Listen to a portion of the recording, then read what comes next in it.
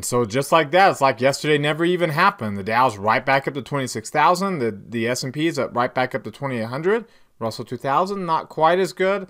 So we're going to break down the technicals to see what do we do when the market's so bullish.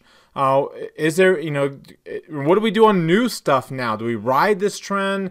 Do we try to fade it? Do we get aggressive to the downside because of how overbought we are? Where is the market rotating into where we might find some opportunity too? So that's what we talk about in today's market outlook. So let's go ahead and get started. Today is Wednesday, January the 17th, 2018. This is the Market Outlook from MarketScholars.com. My name is David Settle. Thank you very much for watching tonight. Welcome. For those who found us or watching for the first time, keep coming back for more. Subscribe to my YouTube channel by clicking that red subscribe button right down here below the video. While you're down there, click the thumbs up icon. That lets me know that you liked the video today, that you want me to do it again tomorrow. So one click feedback for me. Let me know what you're thinking there. Scroll down further, comment on anything that stands out to you from today's video. Love to see what you're learning, what you're getting out of it. Remember, you can also follow or join my email distribution list. I send out a daily email with the links to the Market Outlook, including time-stamped hyperlink summaries of each segment of the video. Follow me on Twitter for more content in addition to these videos that I put out there throughout the day that's relevant to what we talk about in these videos from day to day. And then finally, join the Market Outlook community on Facebook. You can see the address up there at the top of the screen. I've also got a link to that community down in the description below. Click that link and join that group there. All right, well, let's take a look at the S&P 500 here, and you can see all-time highs again. So almost as if yesterday, well, pretty much is as if yesterday never happened. And again, that's why, again, we talked last night about not buying, not putting a whole lot of stock into that reversal pattern there. Now, granted, we are, very mature in this near-term trend, so it's not like, we also said, this bullish intermediate confirmation signal that we had yesterday, don't put a lot into that either. We are just following the trend right now, but we are now what, officially 1, 2, 3, 4, 5, 6, 7, 8, 9, 10 days, 11 if you count this day that we are just a smidgen under 50, coming up off of a little bit slightly lower level the day before, off of that low point. So 11 days into a near-term run, that's just been insanely high. I mean, again, on an annualized rate here, you can see we're on an annualized rate of return of 153%. 153% over the course of a year. We're at a 5% return over 20 days. That's almost a 3-week period to be up 5% when markets, again, average around 10, depending upon where we're at in the cycle. At least the broad market does. So this is a pretty decent move.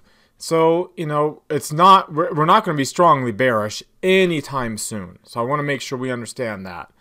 Don't try to fade this and be aggressively bearish, but also don't be aggressively bullish either. Yeah, we can take advantage of this, and we have. We've had plenty of bullish trade examples on the Market Outlook over the course of the last few weeks. But we don't want to pour a lot into this and get caught left holding the bag if and when there ever is a sharper reversal that kind of comes out of nowhere. All right, because right now, if nothing comes out of nowhere, we're going to grind. This volatility will turn into grinding.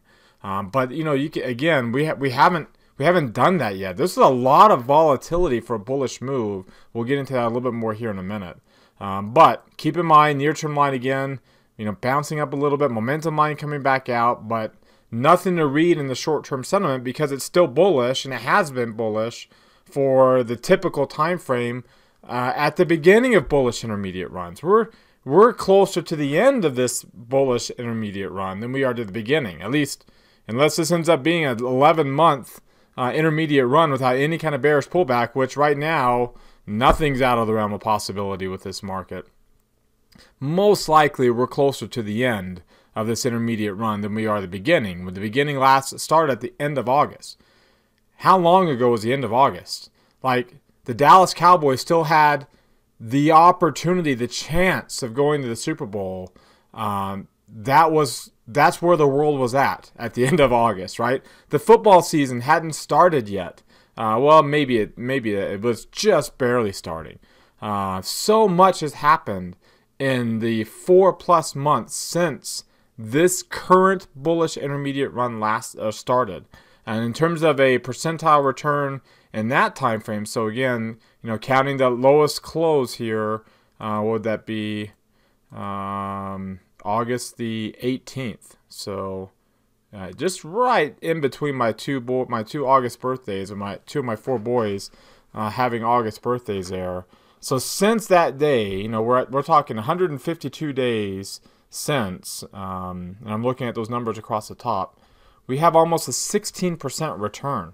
Again, annualize that out, which makes a little bit more sense to annualize that kind of a time frame out, because anything can happen in 3 weeks. We can get a lot of craziness in 3 weeks. So 153% annualized returns, not realistic. 42% annualized return on this current intermediate run. So again, most likely closer to the end than we are at the beginning. But the end of this intermediate run is not going to be as bearish as this has been bullish. In fact, most likely, and again, we're pretty far along on the current market sentiment run. If I were to go back even further here, the last time market sentiment dropped below 50 again was right before the election, right? That was the last. Here, let's give me 1 second here. That was the last near-term or market sentiment low point that we had right there. So from that time frame up till now, on this market sentiment run that we're on, we're up 34%. Now that's been over a year, obviously. So that's a 28% annualized return. 28%, 34% move. Again, pretty decent numbers. And again, for those of you, I appreciate all the comments in the YouTube channel. And it looks like you guys, I don't know what I was talking about because I don't know this terminology very well. But fortunately, you knew what I was talking about. We're sloping up, right? So the bottom of the curve, we're sloping up. Before we ever get bearish, we've got to slope this way so we slow down again and things flatten out. And obviously, we're nowhere near that. Nowhere near that. So we ride in that case, when the trend is mature, both the near-term market sentiment, intermediate, all these trends are mature. Barring any unexpected news, it's going to grind to a halt. It's not going to precipitously fall to a halt. It's going to grind to a halt. And it's going to grind in the direction of the trend to a halt. So the trend's upward. That slope, which is right now seems parabolic, is going to slope in the other direction, but it's still going to be upward. And it's just going to be a slow grind. And again, barring anything unexpected. Anything unexpected, when you got high valuations, it opens it up to possibilities of sharp reversals, but it's got to be something completely unexpected that causes a lot of volatility in the markets. We're talking like geopolitical, things that we just don't see very often because the market doesn't have a whole lot of precedent for it in the past. So, to summarize this segment, this market forecast segment, and oops, sorry, I hit the wrong button. All the indexes here look very similar. So there's the Dow, there's the NASDAQ, very, very similar. Here, let's get up to the Russell 2000. You can see, the Russell 2000 is a little different because we're not getting a new all-time high, and we had that long lower upper shadow yesterday, similar to what we had early in December. And the near-term line pulled back below 50, and the others didn't. So it's a little different there, and the intermediate line pulled below 50 in the past 4 months, whereas none of the others did. So the Russell's been kind of doing its own thing. It hasn't been as bullish. The trend is not as mature, and if I were to take a look at the relative strength of the Russell 2000 to the S&P 500, you can see, again, this this bullish intermediate run started at the end of August, right? And it was led higher by small caps initially. Small caps just came out of nowhere and were kicking butt early on in September. Since the beginning of October, it's been a large cap move and not a small cap move. So keep that in mind. You can even see there's bullish clusters on the market forecast of the relative strength line of small caps to large caps. So there's, we've seen this before when you've got clusters, and that's what led to this initial intermediate run. So, and eventually that weakness in small caps coincided with an intermediate pullback in the S&P 500. Can that weakness eventually coincide with some weakness eventually? Sure, but it won't be significant, right? It won't be anything that will change the long-term trend. It will just be a kind of a slow grind, and it will just frustrate the heck out of people that are thinking how overbought we are and trying to really be bearish. See if they can get a good run and get a 50% drop in the Dow like the Bitcoin has had. Well, it's not going to behave like that. All right, so I don't think I actually got to the summary. So to summarize, don't buy into the bearishness on anybody that says this is so crazy, it shouldn't be doing this, it's got to tank. Nope, it doesn't have to tank. These are humans that are trading these prices, that are driving these prices. Human sentiment. And again, trade the trend. Trade the trend. When you have mature trends, trade the trend. Recognize the risks that are there by how big your positions are, what strategies you employ. Use that good margin of safety, because we're walking a tightrope right now. So use good margin of safety. Adjust return expectations. And adjust, because right now our return expectations going forward from today, long term, not short term, because short term anything crazy can happen. We've seen that in the last 3 weeks. But long term return expectations should be really low right now because of how overvalued we are and all of that, how low the VIX is and things like that. So we adjust our portfolio management according to those lower return expectations. We still trade the trend, right? We still follow this move. We just recognize the risk factors in our risk management, and we can still get a good return. We can still get follow this and take advantage of it, but we won't get left. We won't get burned in the event that something unexpected happens and we fall off this really, really high tightrope. All right, so on the long-term chart, there's not a whole lot more to say to this that we haven't said, day after day after day. And the trends still are very bullish. They're still, and the discussion I talked about yesterday, again, you can see the shape of the line is parabolic, and we need, before things get crazy, we start really trading below the 200-day moving average. It's got to go in the opposite direction. It's got to slope this way and grind to a halt. And that MACD, we have never tanked from the market. We've never been this high in the MACD between the 50 and 200-day moving averages. In fact, we can see here again. Remember back here in 2014, the highest the MACD got over here was 104 and a quarter. At 1842, so 104 and a quarter out of 1842. The MACD was 5 2/3% of the S&P 500. Now the MACD is at 160 out of 2075. We're at 7. We're at almost 8%. So this, again, it's insane how high this is. If we had to go back some of this other periods where we've been really, really bullish, and we're looking at 2011 right here, the MACD got to 89 and 2/3 there. And let's see here, 89 2/3 out of 1343. So 89 2/3 out of, man, I have a horrible short-term memory, 1343. So again, we're above that number. That was 6 2/3%.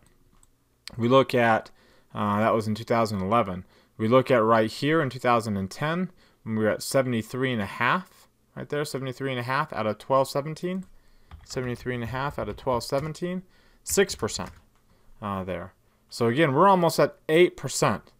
We have never been more bullish in terms of momentum on a long-term basis as we are right now, at least in the recent. I'm probably go back further and find, but in the recent past, in this current bull market that we've been on since the MACD was below zero. I mean, there's been a couple times it's been below zero. On the, in 2011, that prompted Operation Twist and eventually QE3, and then here, the election took care of a lot of that volatility, and we've been up and at them ever since. So, needless to say, we are strongly bullish, and not just on the long-term basis, but the intermediate charts. Look at that MACD; it's up to 30 points.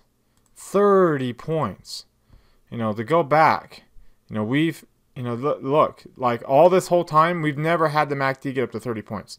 Now in 2011, right here, you can see it did get up to what, 24.6. So 24.6, and that was, that's how bullish we were then, and that prompted this volatility here. But 24.6 out of 1285. 1285. So the MACD here is between the 8 and 17 days.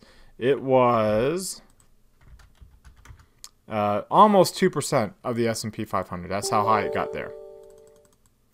So we'll come over here really quick and take a look at this. And you can see now it's at, where's the MACD? 30, basically 30 out of 2,800. So 1%. So, again, it's always good to keep things relative. But, this is, this MACD can go up to 60, almost 60, and not be as high as it got right there. When we were that bullish, when the 8-day was that far up above on a percentage basis, the 17-day, 17-day. But regardless, still on an absolute basis, very, very high. And they're all just spiking higher. You can see how parabolic this. I mean, this is not Bitcoin chart. This is not the NASDAQ chart. This is not a tech bubble of a bunch of companies with no earnings. This is the S&P 500 that's going up like that on a logarithmic chart, mind you, not even on a on a regular chart. That's how crazy this move is and how bullish it is. And not to say that we have to tank, but one thing I can say is we typically have not ever tanked from that bullish of when we are very, very strongly bullish. Now we might run out of gas, but we won't ever just plummet. So we'll just grind. That MACD will typically just grind, and you can see even the stochastics is below its moving average here, and been slowly moving lower, but still at very, very high levels. And the reason why it's slowly moving lower, you're getting slightly longer upper shadows than what we've seen. We haven't quite been closing at the highs of the day like we have before. All right, if you take a look at the intraday chart, we don't have the intraday data here for yesterday, but the lines are still there. And you can see basically we got right up to yesterday's high point today, all the way back up to 280. And again, remember, we started the year below 270. So quite the move here. Just reversing one-day pullbacks, and we more than reversed them the next day each time. Almost more than reversed it. But we did get a equal high point, trading right at the high here at the end of the day. Higher low point, low of the day early, high of the day late. But we are getting, there's yesterday's range there. We had a 4-point range yesterday. We had a 3-point range today. And the volume here towards the end, and we'll pick up in this last half hour. We still got a half hour trading. I had to do the video early today because we're going down to town tonight. But we're already at average volume. So the volume's picking up. If you take a look again, that the average volume here. So anything above, we get to 80 to 90 million, which you probably will with that last half hour, where a lot of volume typically does come in. That will be above average. That will be towards the top end, and 3-point range is well past this I mean, that's not typical bullish.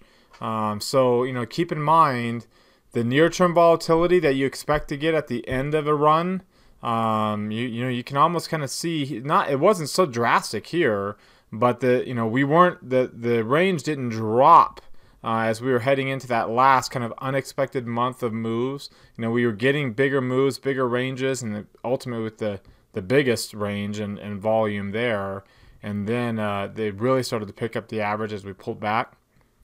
See, we're running up here, and we had pretty decent volume yesterday.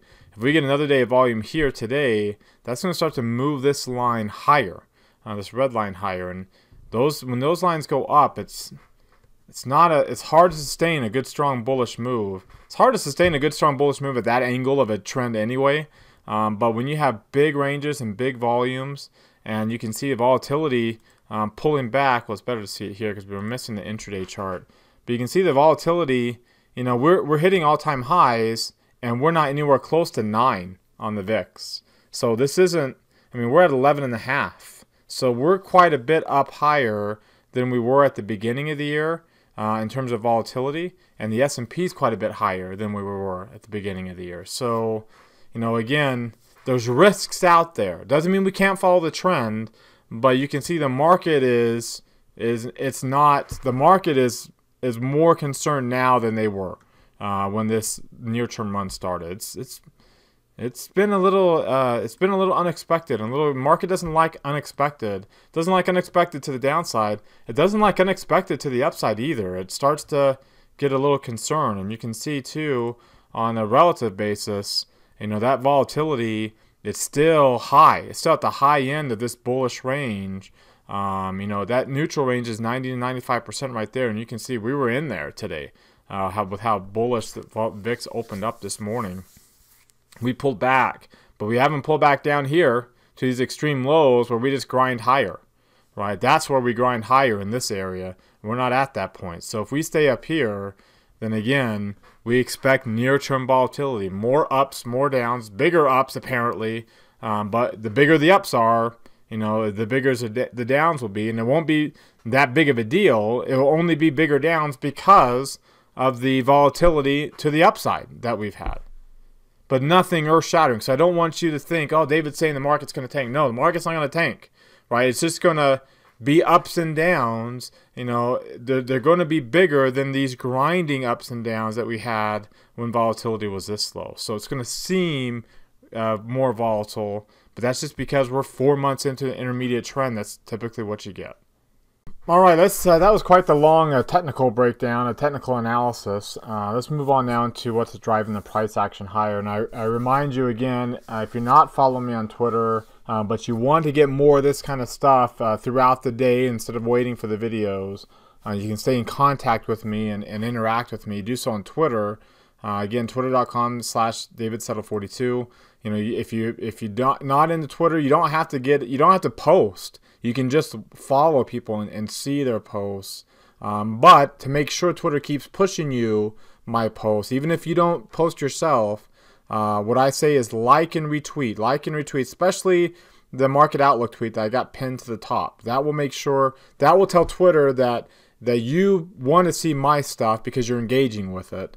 And the goal that we have is to try to get that number 150. The video got out late last night. That's why we're so low. We've gotten to 120. The goal is to get that to 150. So if you're watching, go ahead and click on that. You can do it while you're watching. But again, the more that has too, the more then Twitter will say, hey, this is a pretty good piece of content that we should push out to all of its followers to make sure that everybody's seeing that, and maybe other people too that like this kind of stuff. So that's how Twitter knows what's some good tweets. And it's interesting to watch. This is the power you all have. There was a tweet out here. This tweet right here. I looked through his account. It was a great tweet about, you know, what happens when the market has a kind of move like it had yesterday. And you can see typically a one-day return. Now that was a one-day return. Typically is negative after this. So we kind of, now there's been one day where it's positive, and we kind of blew that out of the water, and that happened to be at the very, very end of the bull market in 2007, right there in October. So it's a little concerning. That was the only other time we've had a rally after a day like we had yesterday. But it was an interesting chart nonetheless. It's all statistics, and anything can happen. This is the almanac, right? Right now in Utah, the temperature here is twice as high as it is in Atlanta. So anything can happen when you have an almanac like that. But it is, you can look for expectations. But I also look through the rest of his timeline to see, what kind of stuff, what other kind of engagement. Does he ever get engagement like that? Because I looked and saw a lot of those likes and retweets are from you, from followers of me and Brandon, myself and Brandon. And he's never come close to those kind of numbers. I mean, he probably saw this and thought, what the heck? I've never got anything like this before. And that just kind of shows the power that you all have when you're engaging with the stuff that Brandon and myself. Make sure you're following Brandon too, as well as our market scholars. We're working really hard at getting the website up and out there, so we can start teaching classes again. And we'll start putting some more information out there, so you know what to expect. But there's Brandon's Twitter handle. So make sure you're following all three handles there. As once we start posting on a blog, you'll start seeing some of that stuff coming out here on this handle as well. All right, so in terms of what's driving the price action, you can see today's move. So there's the bounce. In fact, let's go from, because we basically got up to yesterday's high. So let's go from yesterday's high in the S&P back to where we're at now, and see, okay, what dropped and what bounced. And you can see, so the S&P is almost back to where it was at yesterday's high point. And then we pulled back a little bit while we were chatting here along this video. But look at what's been up over the 2-day period. So during the roller coaster here, you can see gold, until this like the last hour, a couple of hours, gold was doing very well because it had a good day yesterday, and so did long-term bonds. And then pulling back as stocks have rallied here, pulling back as well as long-term bonds. But look at international stocks. I mean, have we not beaten that into you yet? The importance of having an international allocation. It doesn't have to be 100%. Doesn't even have to be 50%. But it should be. There should be some portion of your portfolio allocated to international stocks, because look, they held their value better during the downturn, and they're up. After the bounce, they're still doing better than U.S. stocks are. And look at large caps doing so much better than small caps. So again, this is not the typical patterns you see. It's been very volatile. It's been led by large caps. Internationals are doing better, which a lot of kind of dragging us up higher with them. So don't get too overly bullish. Follow the trend. And hopefully it will grind its way to a halt, so make it easier for us to know when the pullbacks are coming. But just be prepared for any volatility, ups and downs, right? And the downs will will match the volatility of the ups. We've had a really big upward move. Don't be surprised if the volatility to the downside isn't that big. It won't be trend changing big, but it can match the kind of volatility we've had over the last few weeks to the upside. And a lot of the patterns we're seeing here are kind of pointing to that possibility, especially the patterns that we're seeing here on how the different asset classes are performing against each other. If we did the same thing here on the, so again, going from the S&P from its peak yesterday to now, you can see it briefly at the highest point. Look at the biggest gainer over the last 2 days. So during the pullback and the bounce, back to break even essentially, the biggest gainer has been consumer staples. And consumer staples has been a pretty big laggard over the past few months. Healthcare is up there, technology, utilities as well. But consumer staples have been lagging the market. And healthcare too have both been lagging the broad market until the last couple of days. And they've really kind of taken a turn to the upside. Real estate and utilities have really been lagging the market over the past few months, down 7% for utilities when the broad market itself is up 10%. That's quite the discrepancy there. In fact, again, not a whole lot of clusters on the email that I send out. Only two oversold clusters happen to both be in real estate. So utilities finally starting to bounce back up a little bit. But you can see on the upper end of things, the biggest gainers over the past few months have been consumer discretionary, energy stocks. So now let's flip back to the last couple of days here. You have industrials and technology in there as well. But again, from high yesterday to today, you can see materials, industrials, real estate not really bouncing. That's why it's still showing some oversold clusters. Consumer discretionary really pulling back here and giving back some of those really, really strong gains. So nothing significant, right? It's only down 1% considering how bullish it's been. So nothing really significant there, but you can see, you can see the kind of workings of rotation, right? Rotation into, out of what's been really kicking butt to finding some opportunity for some value, for opportunity for things that have a better margin of safety, so we're not walking such a high tightrope. So for our trade idea of the day, I want to take a look at Pfizer, kind of continuing with that theme of where we can rotate into value, considering how bullish everything's been.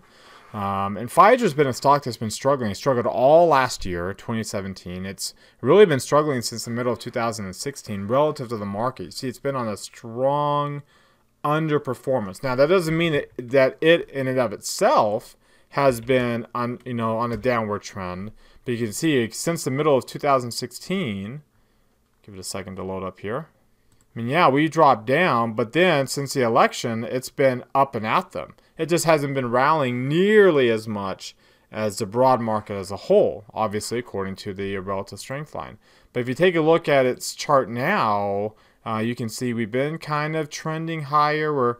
We're breaking out here with at least we're bouncing up off of this higher low. It's more of a sideways, kind of a sideways trend. But you notice that today we had 1.5 times the average volume with 3 green arrows. The healthcare industry has been lagging, bouncing back up today. Is there going to be some opportunity for some outperformance in a company like this that's been struggling on a relative strength basis? Is there going to be some opportunity here? And again, take a look at the long-term view of this, and it's not like it's not like we're going counter trend here. The stock itself is on a bullish trend at the 50 days above the 200-day. We're riding above the 50-day moving average. So this isn't a stock that's that's a complete value play. We did 35 was that mid 2016 high. We broke up above it late last year, pulled back down to it, long lower shadow at the end of 2017, and we've been bouncing up since. Is there an opportunity now, while the market itself potentially grinds to a halt, that a stock like this now can take the baton and start to outperform and find some buyers looking for opportunity, for some value opportunities that aren't in companies that are at the bottom of the barrel, so to speak. So the trade idea is not an options trade. It's just a stock trade. Of course, you can look to buy a call option as an alternative to buying the stock. Either way, now it's got 55%. It's got earnings coming up, so you can look to potentially sell a put, as a way to try to get into a stock in case that earnings pulls that stock down. So, for example, you have earnings coming up. When was it? Here at the end of the month, so a couple weeks. So if you were to go out to March, so where's that earnings? It would be right here. We're looking at about a $1.20 move. So if you were to go to March and say, or not March, let's go to February here, and let's move our layout to the 36. You can look to do a 36 put and sell that put as an opportunity to try to buy it if the stock were to pull back down to 36 or below 36. You see there's going to be some support around 35, obviously more support in this 33 area. You can roll that put if you end up in the money. You can roll that put until it gets back above 36 and then look to buy the stock at that point. And that way you kind of get a little bit of a dividend. Either way, but if the signal right now, according to the 3 green arrows and the spike in volume, will suggest that today's a good day to buy it according to that signal. Just buy the stock outright. So you got alternatives. You can buy a call option as an alternative, a longer term call option. We've done that before with stocks like Halliburton, where you say, you know what, I'm just going to go out to this long time frame, maybe at 150 days, and just look to buy and out. Instead of paying $37, pay $1.43 as a way to buy the stock. So regardless, the trade idea is to go long Pfizer as a play, as a value opportunity play, and as a sector rotation play, as the market potentially starts to grind, maybe not tank, but grind, that investors might find a company like Pfizer as a place to start to move towards. So to summarize, yeah, the market is strongly bullish. It's crazy bullish, but it doesn't necessarily, and there will be some near-term volatility on the pullbacks, but it won't be as bad as it seems, right? It won't be, we won't have any kind of market tanking, any kind of significant pullbacks until this strong bullish momentum starts to wane and we get that curve to the upside. So in the meantime, ride the trend and look for opportunities like we did today with today's trade idea, where it's not so extreme, where there might be some rotation into some of these areas that haven't had the big moves, that are setting up for some outperformance over the near term to intermediate term. So as always, remember to like, subscribe, and comment on the YouTube channel down below. Follow on Twitter for more content. Like and retweet. The more you like and retweet my stuff, the more Twitter will push it to you. As well as members to join the Market Outlook community on Facebook. Have a great evening, everybody. We'll see you all tomorrow.